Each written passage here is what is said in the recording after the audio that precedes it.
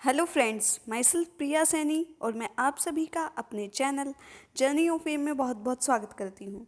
दोस्तों, कैसे हैं आप सभी? आई होप आप सभी बहुत अच्छे होंगे, सुरक्षित होंगे और घर पर होंगे। गाइज, आज मैं आपके लिए बहुत ही इम्पोर्टेंट टॉपिक पर एक ऐसे लेकर आई हूँ। जैसे कि बहुत सारे बच्चों ने कमेंट किया था कि मैम, प्लास्टिक अपशिष्ट प्रबंधन में पुनः उपयोग, पुनः चक्रण, कम प्रयोग करने के सिद्धांत पर एक ऐसे बनाइए, जिसे आप 3 Rs भी कहते हैं। इसके ऊपर मेरा इंग्लिश में भी आपको ऐसे प्रोवाइड हो जाएगा, जो कि मेरे चैनल पर अपलोड है। आप चैनल पर विज़िट कर इसका जो इंग्लिश वर्जन है वो भी देख सकते हैं। लेकिन यहाँ पर आपको एक बात बतानी बहुत ज़रूरी है कि जो इंग्लिश वर्जन है इसका, वो सेम ऐसा नहीं है कि मैंने ट्रांसलेट कर दिया, उससे बिल्कुल डिफरेंट है। तो आप इस वीडियो को भी एंड तक देखिएगा।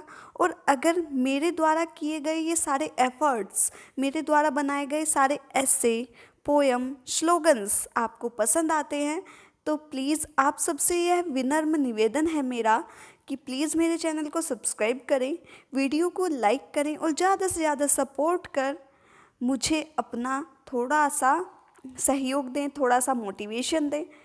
तो चलिए स्टार्ट करते हैं आज ये वीडियो। प्लास्टिक अपशिष्ट प्रबंधन में पुनः उपयोग और पुनः चक्रण, कम प्रयोग करने के सिद्धांत।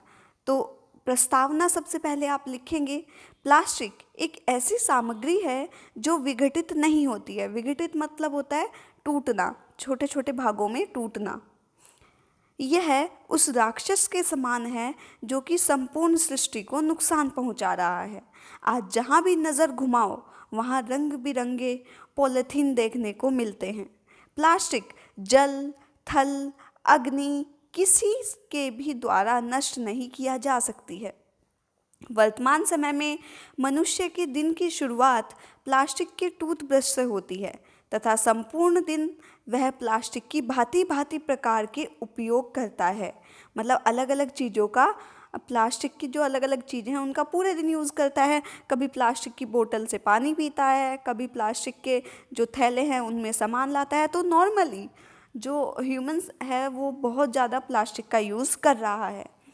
आज मनुष्य के लिए प्लास्टिक मानव शरीर का कोई अंग बन गया है, जिसके नुकसान से अवगत, अवगत का मतलब होता है परिचित, मतलब पहले से पता होना।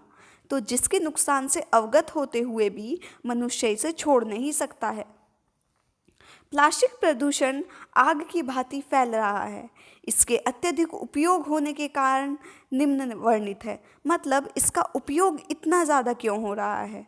तो प्रथम है कि यह अत्यधिक सस्ती और हल्की वस्तु है। यह आसानी से विघटित नहीं होती है। मतलब अगर आप इसमें लिक्विड डालो तो उसे भी ये अपने में समा लेती है, सॉलिड डालो तब भी अपने में समा लेती है। लेकिन जैसे आप कागज़ के थैले यूज़ करते हैं, अगर आप उसमें लिक्विड डालते हैं तो वो गल जाते हैं, जबकि प्लास्टिक के साथ ऐसा कुछ नहीं है। तो इसलिए इसका सबसे ज़्यादा यूज़ होता है। वर्तमान समय में प्लास्टिक प्रदूषण को कम करने हेतु कुछ सिद्धांतों को अपना नितांत आवश्यक है। नितांत का मतलब होता है बच्चों बहुत ज़रूरी। ठीक है, तो अब ये 3 कौन से हैं सिद्धांत? सबसे पहला है कम करना। प्लास्टिक प्रदूषण को कम करने का सबसे प्रभावी तरीका है प्लास्टिक उत्पादन पर ही रोक लगा दी जाए। हर कोई यह वाक्य कम करो या बंद करो का अनुकरण करे कि भाई या तो प्लास्टिक कम करो अन्यथा इसको बंद ही कर दो। जो भी प्लास्टिक अपशिष्ट के उपयोग को सूझबूझ कर प्रयोग करता है वह पर्यावरण हेतु एक जीवन दान देता है। जब भी बाजार जाएं तो अपना कपड़े का थैला लेकर जाएं। प्लास्टिक की बोतल के स्थान पर स्टील आदि का इस्तेमाल करें। अगर हम ही प्लास्टिक का उपयोग कम कर देंगे तो प्लास्टिक स्वतः ही जो उसका उत्पादन है वो कम हो जाएगा, और जब प्लास्टिक उत्पादन कम होगा तो प्लास्टिक प्रदूषण भी नष्ट हो जाएगा। ठीक है, तो ये आपका पहला सिद्धांत था बच्चों। सेकंड सिद्धांत देखिए, पुनः उपयोग। जब भी हम प्लास्टिक का उपयोग करते हैं तो उसे व्यर्थ समझ इधर उधर फेंक देते हैं। व्यर्थ मतलब होता है बेकार समझकर, जो कि कतई सार्थक नहीं है।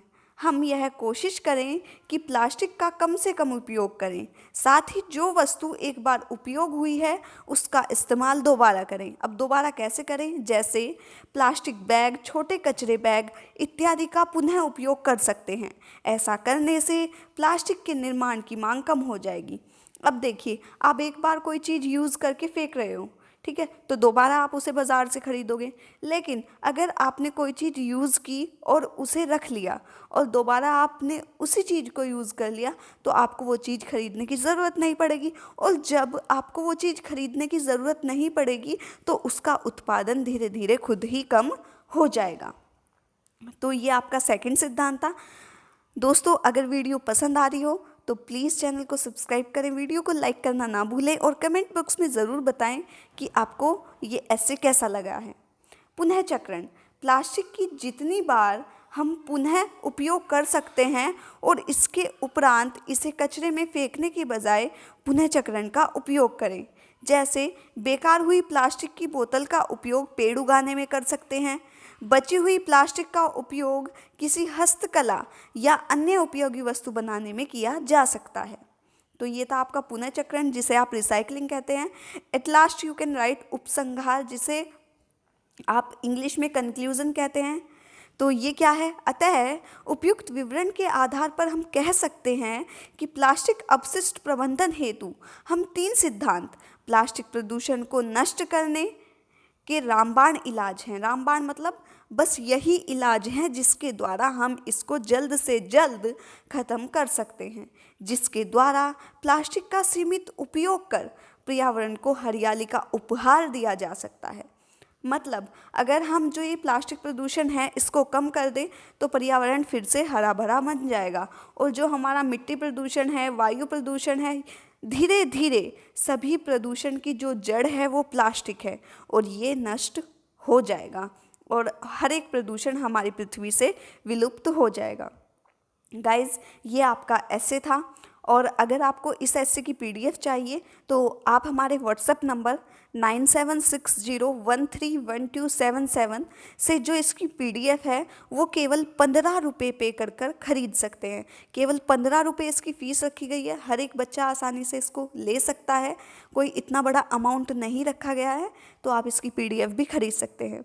गाइज़, अगर आपको वीडियो पसंद आई है और ऐसे ही इंटरेस्टिंग ऐसे आगे आप पाना चाहते हैं हर कंपटीशन के लिए, मेरा चैनल आपके लिए बहुत ही यूज़फुल और बेनिफिशियल होता है। तो guys, please support me, subscribe my channel, like my video, share my video. Thank you so much. All the best for your competition.